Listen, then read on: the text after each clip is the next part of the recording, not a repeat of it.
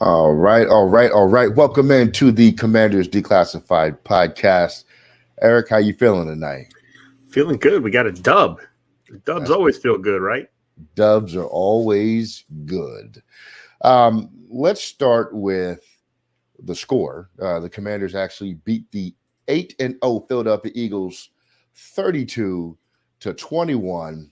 And Eric, as you were watching the game, how did you feel while the game was going on? You know, well, I'd like to point out that I was only one of the three of us picked a win last week. I picked 23-21. My Miss Cleo was a little off. Just got my numbers reversed. That was all. Predicted a defensive touchdown.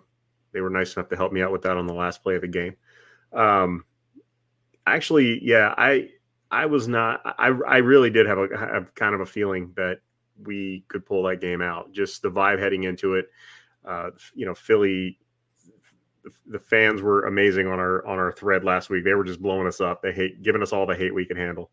And I personally just had a feeling about this game that it could have gone this way. And of course, it didn't start out great because we had the sack fumble right at the beginning and gave up an easy touchdown, went down 14-7 early. But it was, we're never really out of it. And this, I thought the game plan on offense that they actually stuck to was great. And I wasn't stressing much. When they pulled it to 23-21, I was like, yeah, this could go either way. But I wasn't. I definitely never thought that. I usually get a good vibe when this team is going to lose and when things aren't going well. That was not there last night. This team was in the game the whole time. They were playing tough, and I had a good feeling all last night. So it wasn't a pins and needles game for me. I was enjoying the game quite a bit. Yeah, we'll talk about the stats in a minute, but it was pure smash mouth football. And I think what I enjoyed the most about it was the physical nature of defense. And one guy I think just does not get enough love for some reason is Derek Forrest. And we all on this podcast were very down on him going into the season. But man, we might owe him an apology. I clowned him so bad. Yeah, I did. I clowned him so bad because of that one play. That's the only thing I remembered about it the whole season. Just him chasing that reverse into infinity against Cincinnati in the preseason. That's all I had to go on. But man, yeah, he's going to be a superstar. He's like another Cam Curl. And he, very similar type player. He can play both positions. Really excited to see him, and definitely, if I meet him, I will have to buy him a drink or something because I clowned him pretty bad, and I apologize, Derek. You're turning into a good player. I tell you what, I think he has like 90% of our defensive turnovers this year as well. Yeah, I mean, he's that guy, big time player. Yeah, he knows how to take the ball away. So kudos to Derek and the front office who found him in the draft. I think it was with the 5th round or something like that. So really, really made a difference there. And quite truthfully, if he doesn't play last night, I don't know that we win that game. With his plays that he made.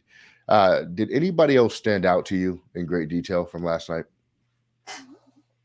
Yeah, I mean, I don't know, not a surprise, but Terry McLaurin seems to always have big games against the Eagles, and he continued that. Just he did whatever he wanted against whoever was covering him all night, and I thought that was great. It was really a team win. Brian Robinson, was just churning, and yeah, it was just it was the usual suspects, I guess, for our offense. The guys that just make plays: Antonio Gibson with the touchdown, Terry McLaurin, and Curtis Samuel with the opportune catches. It was really I don't know, offensively, not really outside of Terry, a huge standout player. Everybody just did their jobs effectively for the most part. And yeah, defensively, the defensive line didn't get a lot of sacks, but they were pressuring and they were contained. Did a really nice job of containing Jalen Hurts the entire game. They kind of bottled him up. Kendall Fuller, another big game. He's really stepped it up a lot because we were down on him big time early in the season for good reason. So yeah, there's a lot of credit to go around last night. Do you feel like the Eagles lost that game or Washington won that game? Washington won that game. Yeah, I mean, credit to Houston because they gave us the blueprint. They just pounded away at them and they exposed kind of they're soft against the run or not as great against the run. They can definitely be run on. And we took that and ran with it literally. We had like 50 rushes last night. So credit to the offense. I mean, we give Scott Turner a lot of crap, but this week he did a great job preparing for this team in this game.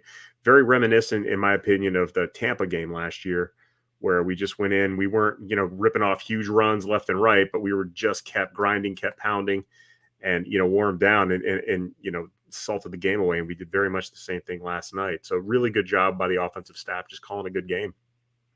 Yeah, I love what you said about Houston exposing the Eagles.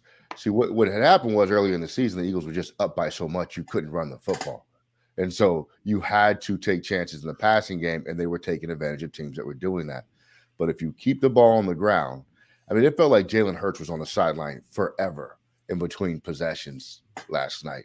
And that is the way that you have to play football. To me, that's the really only path to success that this offense has with our limitations at the quarterback position. But it was executed masterfully last night against an 8-0 team. I don't think the Eagles are frauds either, by the way. I think they're a very good football team. I just think they are not prepared to play physical football. And I think that they might have overlooked us a little bit. But nonetheless, that is a W for us.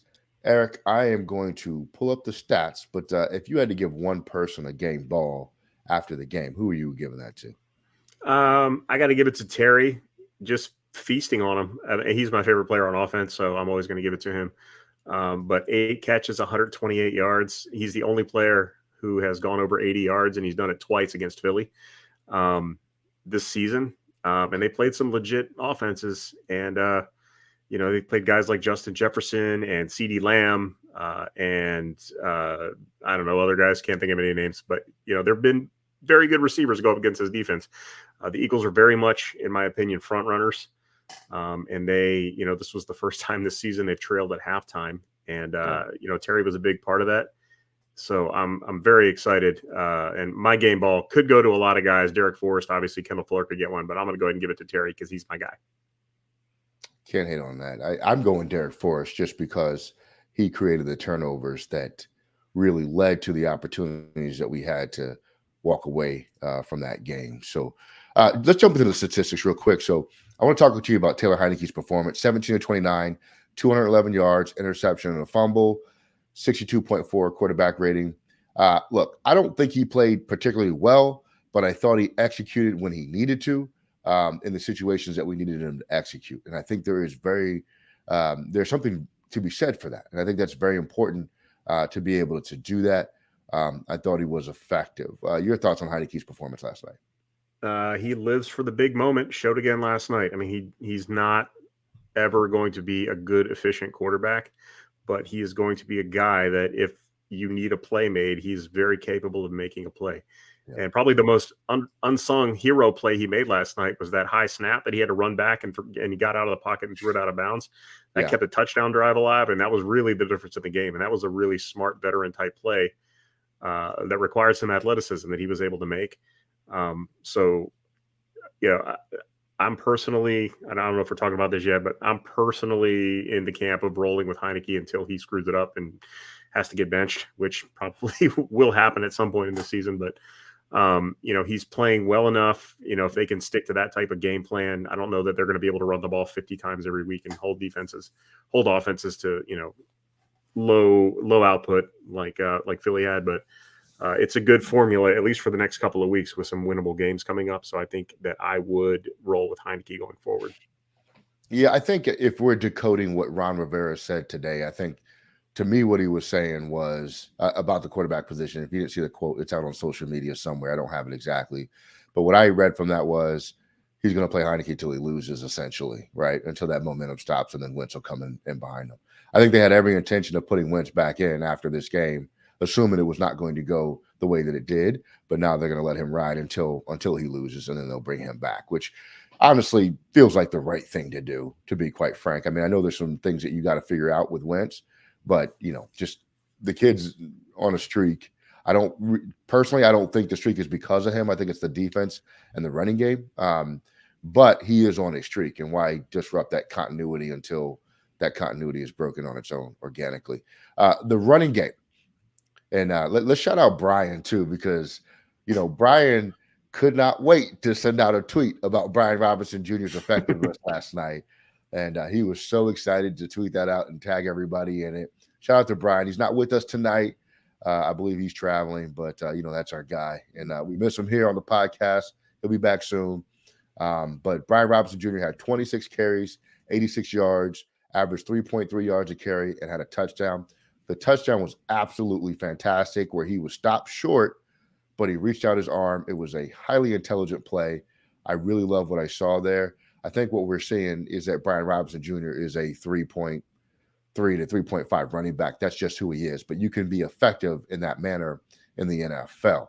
Eric, Antonio Gibson, 14 carries, 44 yards, 3.1 average. He also had a touchdown.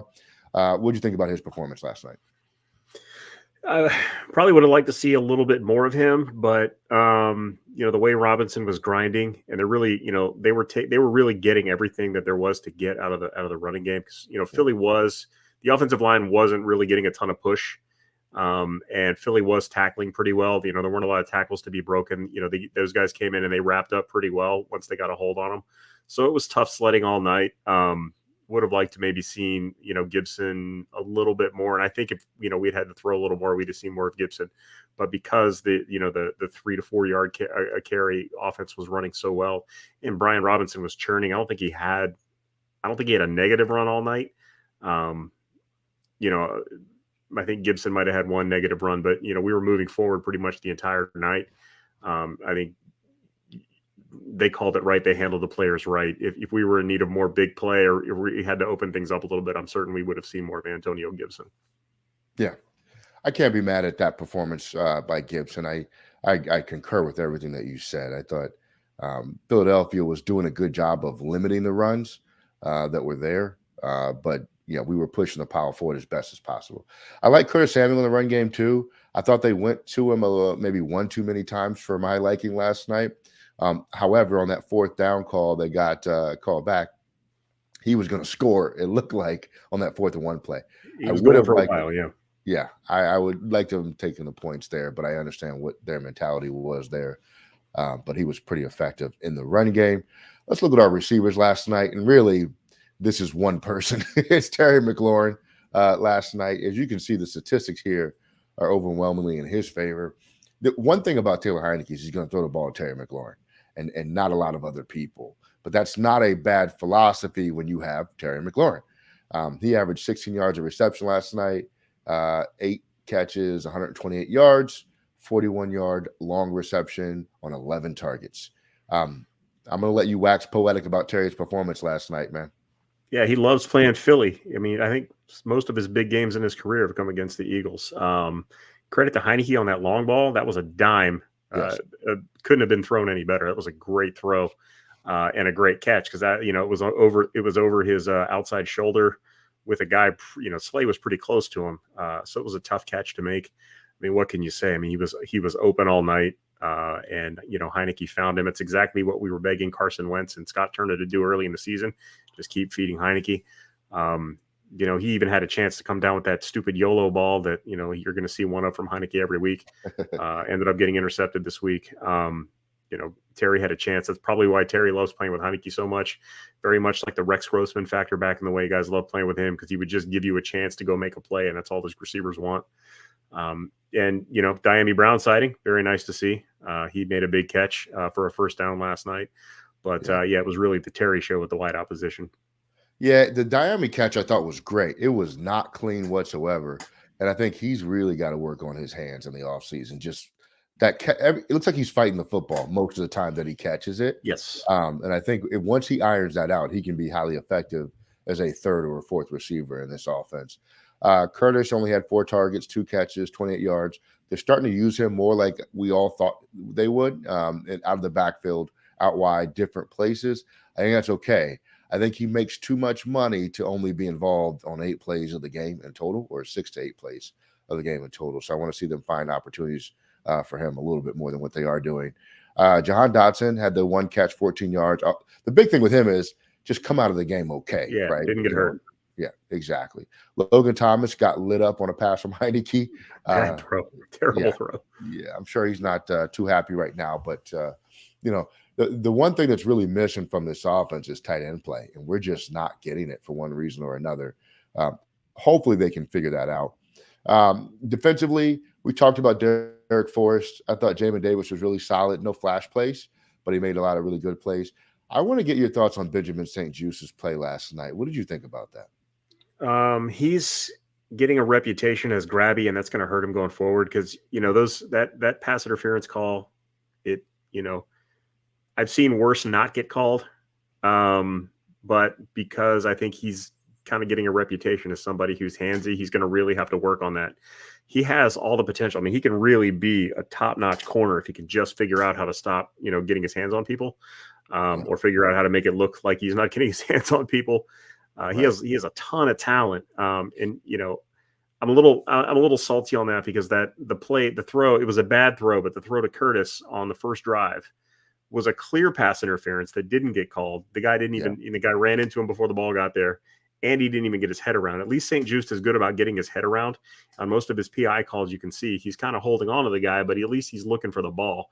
So, if he can clean that up just a little bit more, I think he's in a lot better shape. I mean, he really can be like a legit corner in this league, but he's got to figure out the grabbing because it's becoming a problem. Yeah, and I think we owe Chris Harris a lot of credit for working with St. Juste too, to really help develop him. You and I did a long podcast about the draftees from that class, and St. Juste was one of the ones that we were lower on just because of the fact that he wasn't making plays. He was near the receiver, tackling the receiver in college, just never making plays.